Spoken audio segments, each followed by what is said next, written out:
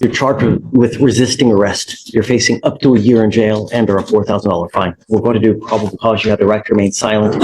They can or will be used against you. Right to have an attorney present if you cannot afford one. One will be appointed to you, sir.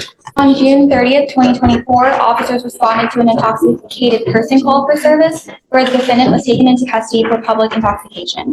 While the defendant was being transported, he became belligerent in the backseat of the marked patrol unit by screaming and kicking his feet against the partition.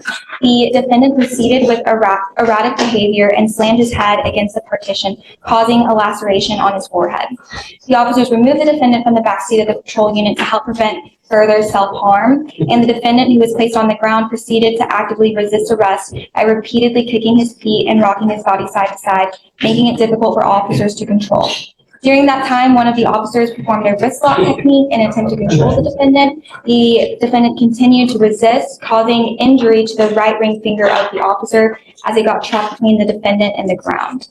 An additional assisting unit arrived and police were able to restrain the defendant. Sir, I'm going to find that there's probable cause to go forward with your case. You know, there's a lot of priors. I wonder how many of those priors are related to just that very fact of alcohol and or dope, you know?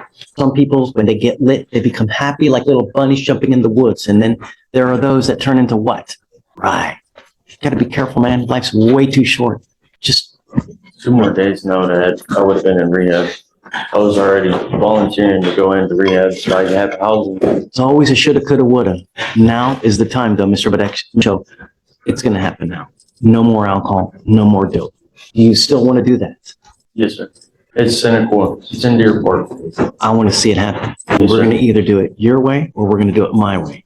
And I promise you, you're not going to like the way that I do it. That I way will too. give you the one opportunity to do it yourself. And I'm going to tell you now, if it doesn't happen, we're going to do it my way. You're not going to like my way. You understand?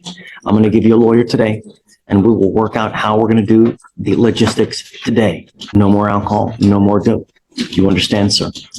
Now, I don't think he's on probation, right? Did he get early terminated from that probation? I'm showing he's on deferred for building, but I think he may have gotten terminated, Judge. Okay, that's the thing.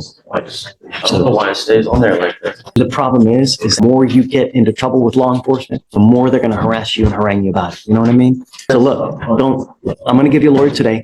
Let's figure out how we're going to go from here. No more alcohol, no more dope. Okay. Sorry about it. Okay. Let's just, I'm going to have you first go to Victoria, sign a reset, and then I'm going to have you take you to the jury box while I find you someone. Okay? All right.